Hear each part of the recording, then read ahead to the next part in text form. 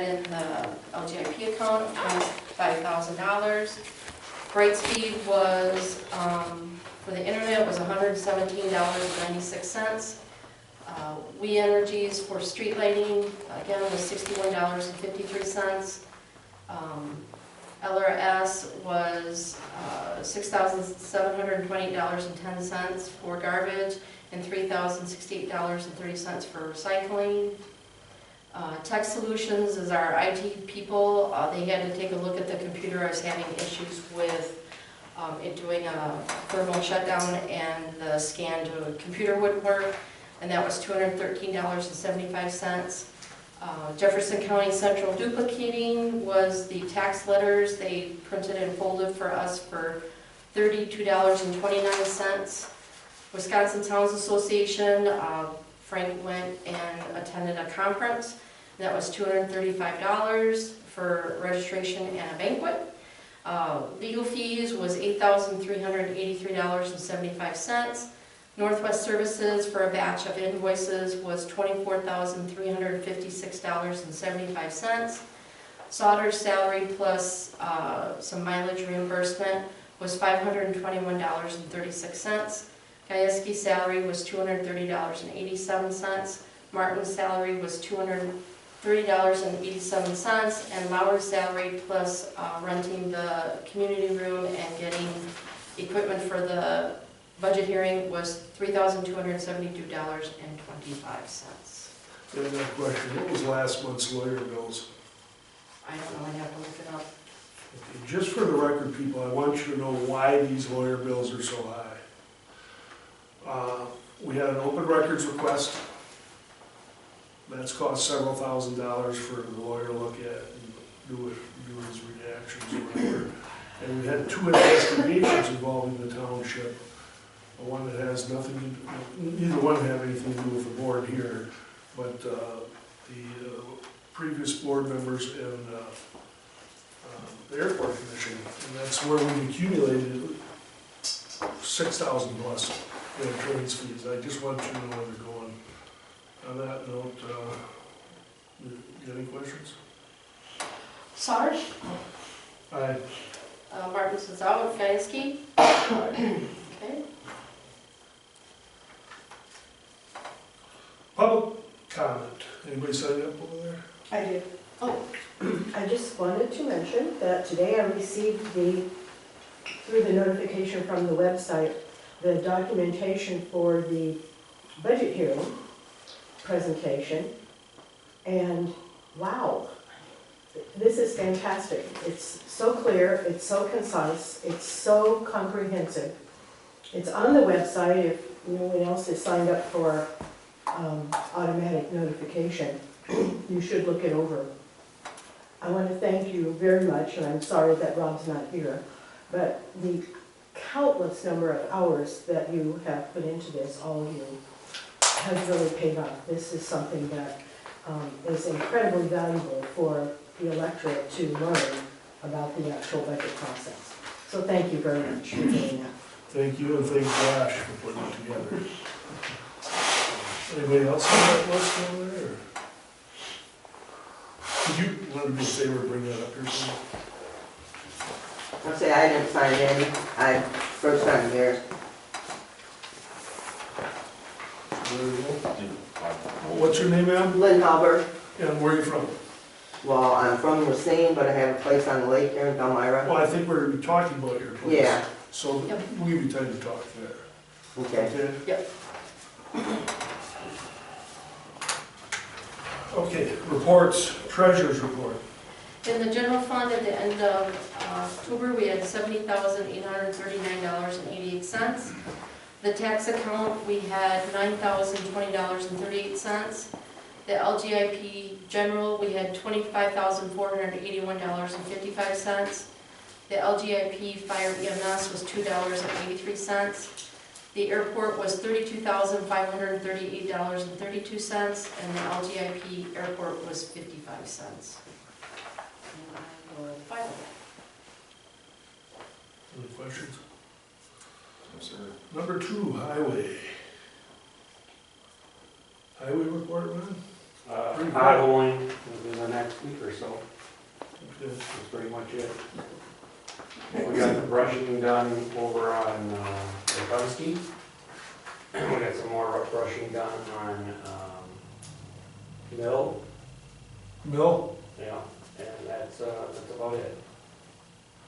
Lipinski, if anybody wants to drive over and look at it, it really is really well done, but there's a 3-spindle tree that shoots up like 35 feet before the stop sign, but one of them is, if you know the stop sign's there, as you drive up, it doesn't bother you at all, but at night, moving along, you could look down, look up, oh, there's no stop sign, look down, look up, and be through the stop sign.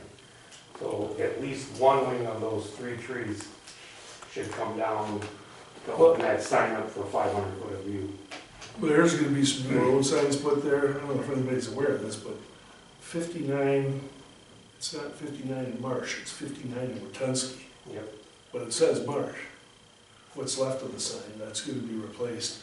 And I think possibly a new stop sign over there. So you're thinking that's gonna come down, huh? I don't think the tree needs to come down to make the Well, stop sign so you can do a legal 500 foot view to the stop sign. Okay, well, It's all cleaned up, great all around it. Now, if you just take that one down, you wouldn't have to take all 3 of them down. If you just took one down, because the one lane's blocking the stop sign. And like I said, if you look at it during the day and you're just driving along and you know it's there, you'd never miss that stop sign ever. You just gotta go on the idea it's at night, and it's somebody that doesn't know the stop sign's there, is driving the road. Could be done. any other areas of concern? Not that I know of, that I would mention right now, no. Well, we'll worry about that in about 30 days. Okay. Okay, we've got your check right here. I just wanted to, is one of the highway related things. LRIP grant was submitted for both the entitlement funds as well as the supplementary funds. Waiting to hear back from Brian at the county. Been in contact with him, it seems, every couple of days in the past couple of weeks here on those. Also the invoice for Cold Patch that we were talking about a meeting ago. They were willing to reimburse us a check for that. At the same point, Brian itemized that our friends from Northwest got the first delivery of brine for the season, and it really comes down to about $200 difference rather than 900 and some change. So depending on how you want to proceed with that, Brian said that they would be willing to cut a check for us if it was closer to $1,000 at the point of this year, where we may also end up with another brine bill between now and the end of the year. He didn't know if it made a ton of sense to give us a check for $200 and then potentially a couple weeks later send them another check for brine. So in my There will be opinion, 2 more tanks of brine set up in the town, so there'll be another 6,000 gallons. okay. So at that point, Within I think we just net what our credit was to start off with, whatever the ultimate per gallon charge is that they send us for that, and go from there.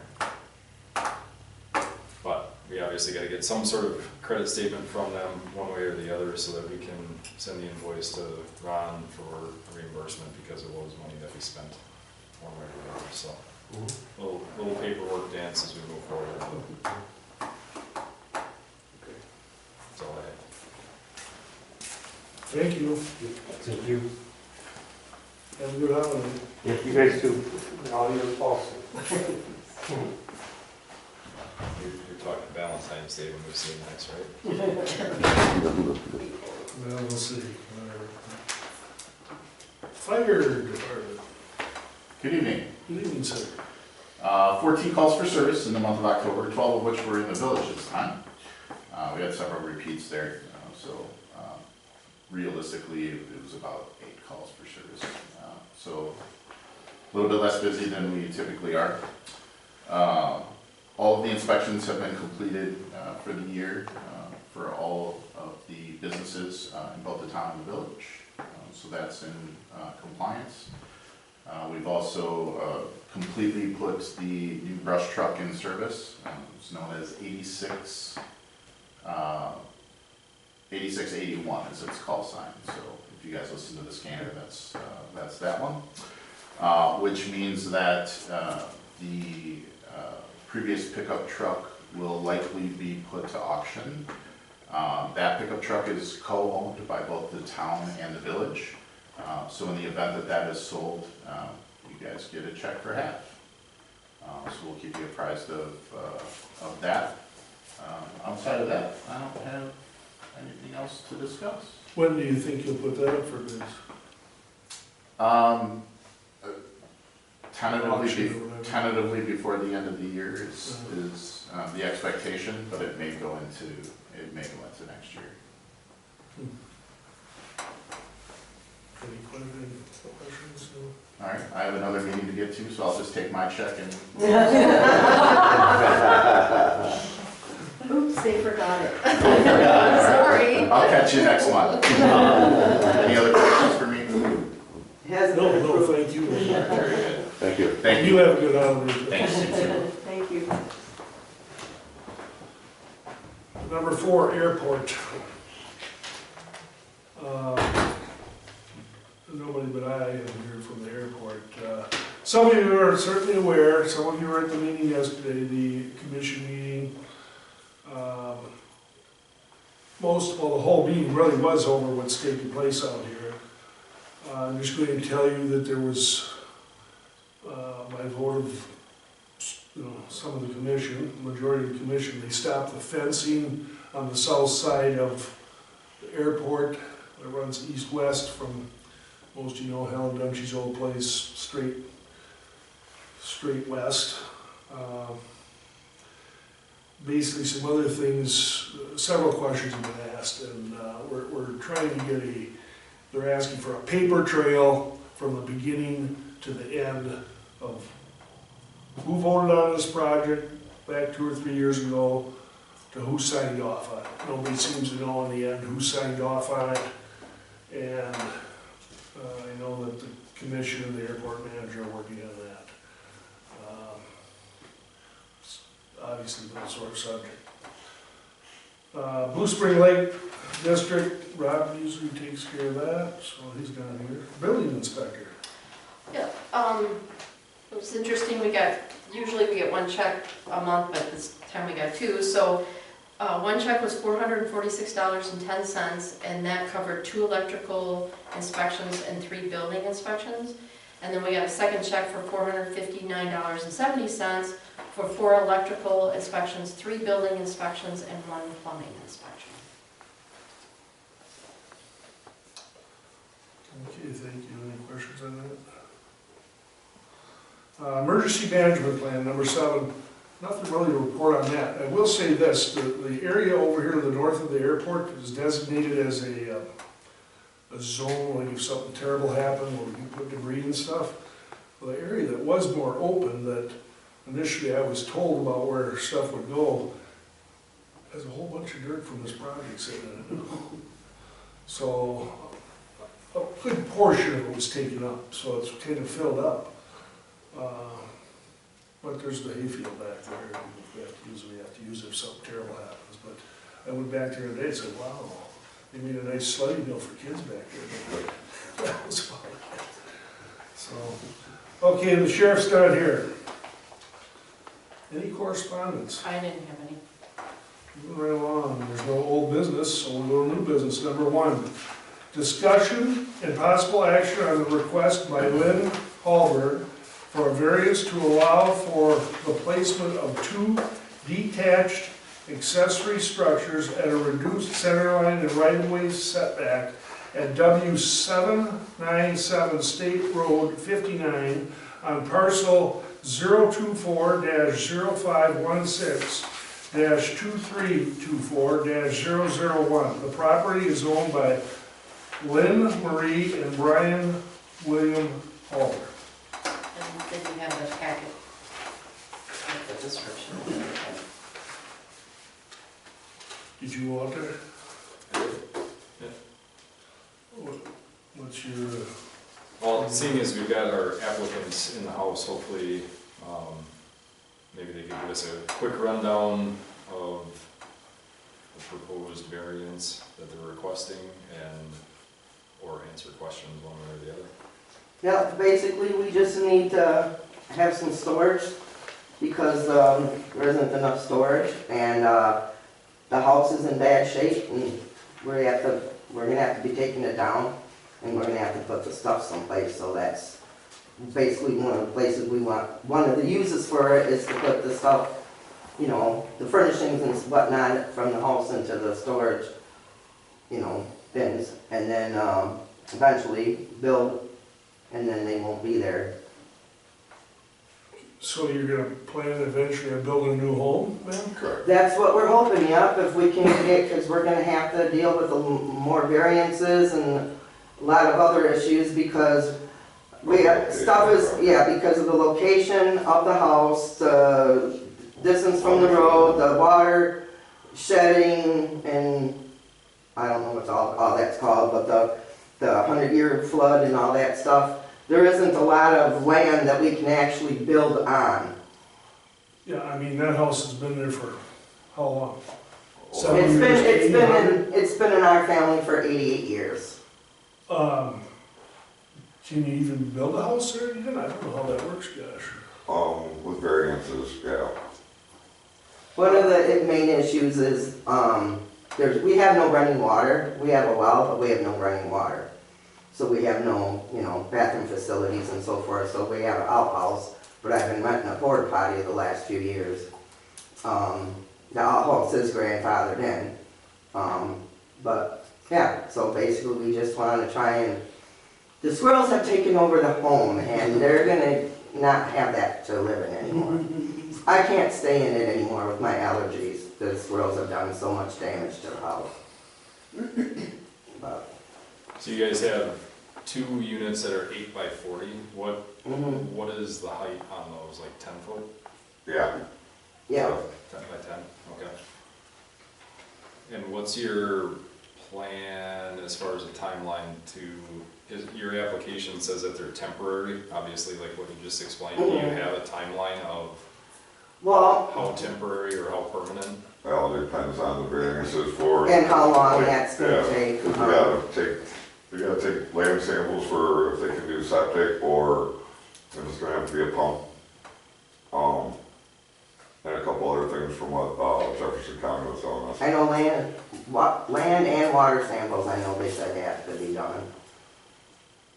Was this the cart before the horse, or? Well, I called Matt up at the county last week and talked with him, kind of specific to that point in a different application of life, that given where this building is and where you can or technically can't build, one of the conversations that I kind of initiated with him was your ultimate plan for the building site, to make sure that you don't go as far as, I mean, this has nothing to do with the variance you're asking for, obviously. You gotta get the stuff out to be able to tear it down, to rebuild it, but when you get to the point of doing that, to make sure that you don't take the house down in anticipation of anything, because there is the potential that if you take the house down, you can't Right, live there. I understand Yeah, we that. got looked into all Like, that. you know, Yeah. leaving one exterior wall and building an addition kind of thing. Right, doing or kind of- remodeling, Yeah, correct. Just so that you guys are aware of that. The other thing that I asked Matt about, which he said the county would more than likely take into consideration, is if we had a suggestion on how temporary or how permanent these 2 containers would be, so that, 6 years from now, if we start getting complaints from residents of staring at your containers that were technically temporary because you stalled on the zoning piece of it, what have you. So, one step further, and it doesn't really dramatically, I think, affect this, but as a point of consideration, is that Wisconsin DOT is planning on coming through Palmyra in 2026 with a rotary construction program, and I don't know if that, obviously you're going through the steps to get a variance, but if WISDOT would have a different opinion on quote-unquote encumbering their right-of-way for a project versus on a temporary basis and that kind of thing. So I guess my opinion with knowing the WISDOT program plus conversations with Matt is that we would limit this through December of 2025 at the longest, so that if there's any spring 26 project that you guys aren't on a pinch point of having to not only have these, but move them, should something develop within the project plan, because it's not, Wistot's project plan is not complete yet, so there's still, call it the design of whatever it is and wherever they're gonna store materials and that type of stuff too, to potentially consider. So that you want to limit the 2 8x40s until 12/31 of 25. Correct. That would be my recommendation to Jefferson County. Now, if we were in the process of doing something and then could we get that extended? Matt seemed to indicate that if we put that as a qualifier of our opinion, that you could revisit the variance process summer of 25 kind of thing, and just say we're looking for an extension, we would revisit it here and they would revisit it there again, as far as either amending the timeline altogether or, you know, pushing it out. Let's say you're 2 months away from having them gone, kind of thing. So you want to put. So I would make a motion that we recommend approval of the variance to Jefferson County for the Halber request with a sunset of December 31st, 2025. Motion been made to approve the variance till 12/31 of 25. Any further discussion? I'll second it. All in favor? Aye. Right. Discussion and possible action on the insurance of the, discussion and possible action on the insurance of town of Palmyra carries. Thanks. Good luck. Yep, thank you. I got work in the morning, so. Have a good night. You too. Thank you. Happy holidays. Thank you. Okay, this is brought up by because of our insurance agent coming out here about the airport. He came out here, took a ride around the airport, saw some things he didn't like, said he's gonna have to send his safety team out, whatever, from the insurer, just because of the safety hazards out here with the ditching and so on and so forth. We kind of want to find out exactly where we're at with that, and we need to find out if there's any errors or omissions of insurance in that policy. That's brought up because of the meeting yesterday, really. There's some people that are happy with what's occurred, and that question was asked of me about errors and omissions. Errors and omissions, okay. Right. Is there any coverage on that for the airport or the town? I don't really have anything else to add to it, that's why it was brought up. Can you think of anything? Not. I guess my question is if we're gonna get a report from the insurance of some level, whether it's an email or whatever on that at some point. But aside from that one, another brainstorm would be whether or not things like natural disasters are covered under our insurance. Completely unrelated to Oh, yes. the first topic, but Natural disasters. I don't know if there's any coverage, or if there isn't, or if there could be if we don't have it. The tornado thing would fall under something like that. Anything else? And you talked to Bill? He's the point person, Bill Jensen? Bill would be the Okay. person in that. Okay. And find out if his safety team has looked at this blaze. Okay.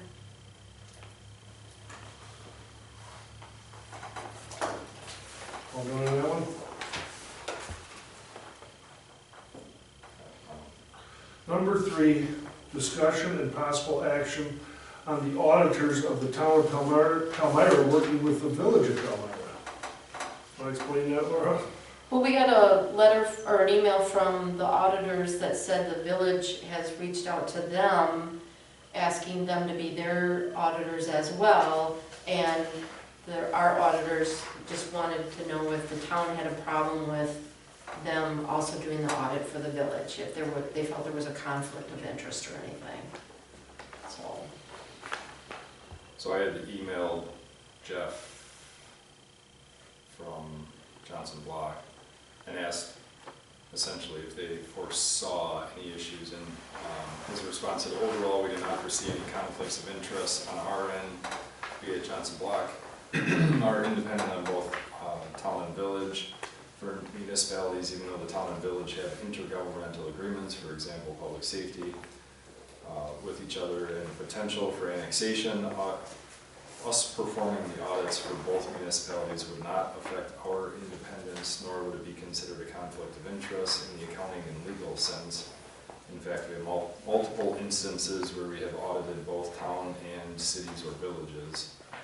So at this point, I don't foresee the need for us to weigh in one way or the other. The other thing, I did follow up with him and just asked him on a timeline if they had a letter of engagement and proposal into the village, and he said that they were planning on sending a cost proposal to them this week. So our timing, I guess, to either act or not goes well with their timeline anyways that they were looking at, but You don't have a problem with it? I don't. Do we need a motion on this one? I don't think so. I think only if we were going to tell them no. Yeah. Okay. Otherwise, they're a private business, and good luck to them. Okay, moving on to number 4. Discussion and possible action on the $20 the airport commission paid the town of Palmyra for the lease of the Bobcat. Well, due to the fact the lease was no good, we need to refund the money, I guess. That's on the advisement of our attorney. I guess I'm confused, because at one meeting, I think the airport commission had, I'm gonna say 2 months ago, whatever the timing actually was, they voted to essentially turn the Bobcat back over to the town because of that fact. And then I got contacted today by one of the commissioners to try to set up a meeting to work out the terms of a lease between the town and the airport. So I guess I don't know if we refund it because it was considered invalid. I don't know that we've had an actual discussion about the terms of the lease. And to me, You feel we should table this till the next month? I think we should table it until another day for sure. Whether it's next month or until we can figure out, I have not had a chance to reach out to Chris today to see what the feedback from the airport commission was on trying to reinstall a lease or not, so. Well, I will say yesterday, that was briefly brought up, I asked him, at the commission meeting, the previous one, he was gonna get a hold of me, and he said he hadn't yet. I said, well, try and get a hold of him, apparently he did. But nothing's been even discussed, so. Frank, I have a suggestion. If they're gonna start a new lease, this $20 that relates to something past, that should be just taken care of. Oh, it could be incorporated in part of the new lease too, so at this moment, I would make a motion to table the refunding of the $20 for the lease until the December board meeting. Motion's been made to table this topic, the $20 refund to the airport commission for the Bobcat. Any further discussion? Is there a second? I'll second it. Boy, you get confused when we do this. All in favor? Aye. Aye. Opposed? Carried. Number 5, discussion and possible action on the bid from Altice to build a storage cabinet for the voting machines, voter registration and election ballots. Previous meeting, I think we said we were okay with 500. However, he came up here and he said he's not doing it for nothing. He'd like to make a little bit of money. So we have a bid here for $750. We got a copy of that, or I mean, this one. Yeah, and I got it up. Oh, okay.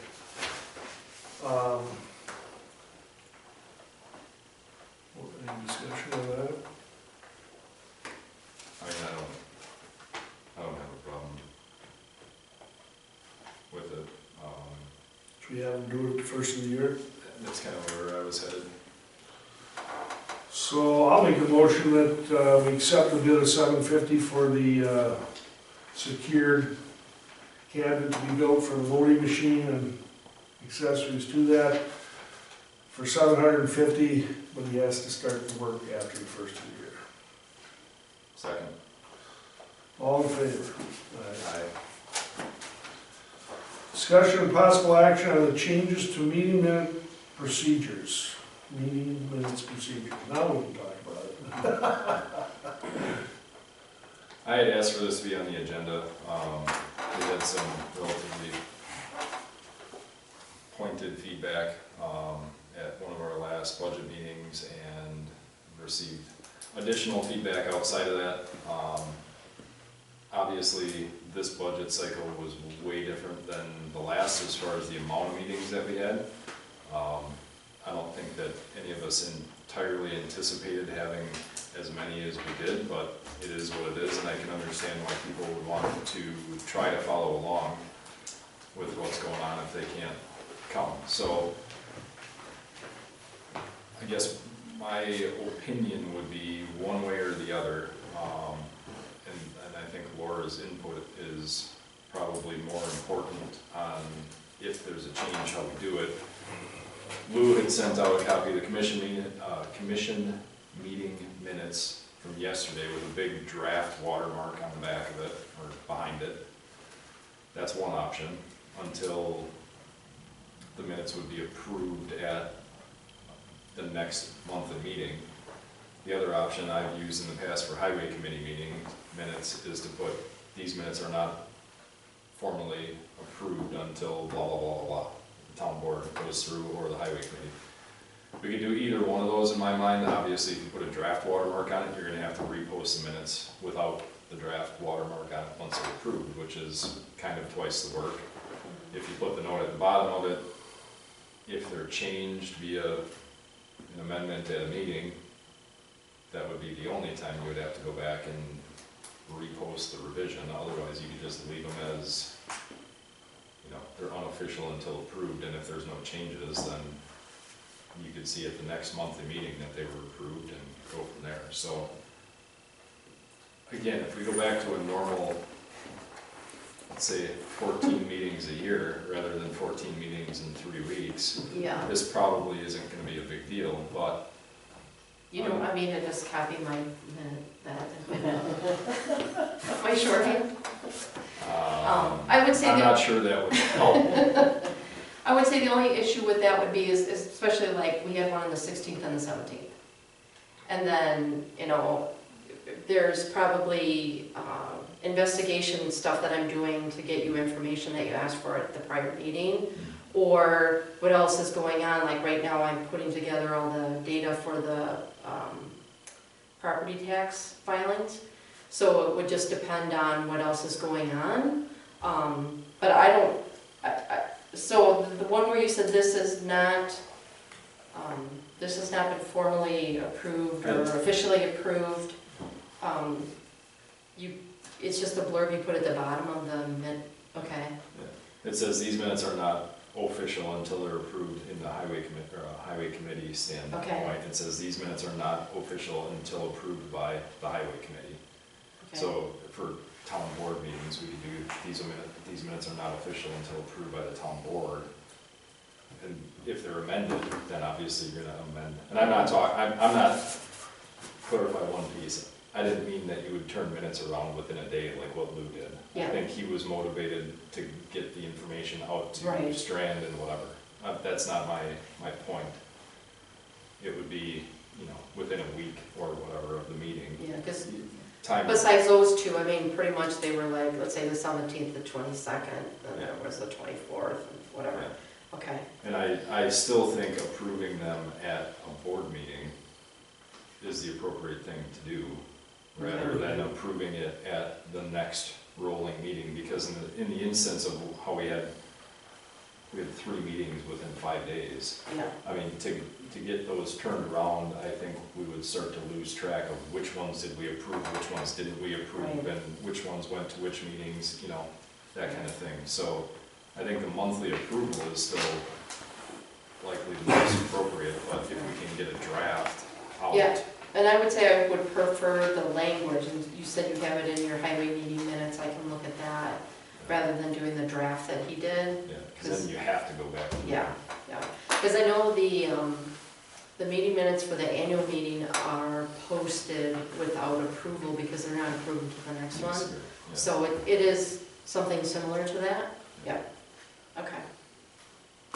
But then with the caveat that, like you said, it's not gonna be like the next day, or, it's gonna be maybe a week, or whatever. If you're doing taxes like right now, something, how are you gonna do that? You're not gonna do that. You gotta take care of, the tax and. Well, it would just fit in with, so like right now, I pretty much have everything loaded for taxes. I'm waiting on some things from the county, our levy worksheet, and then some things from the state. So like right now, don't say it too loud, I have a little time. So if I had to write up meeting minutes, I could fit that in. But if I didn't have that, then yeah, it would be a little tight, I'd have to figure out what to do.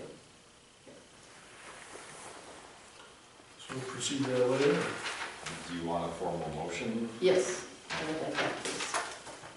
I would make a motion that we continue approving all meeting minutes for the town board at the monthly meetings and include draft minutes of each meeting as soon as they may be available.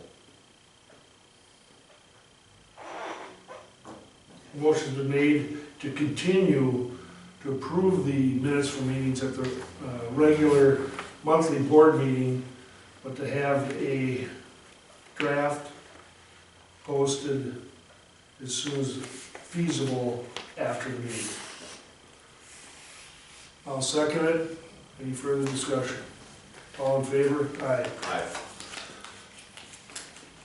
One more thing, I need a motion to adjourn. Motion to adjourn. I'll second it. Meeting adjourned. We have to tell Mr. Martins that he can't come anymore because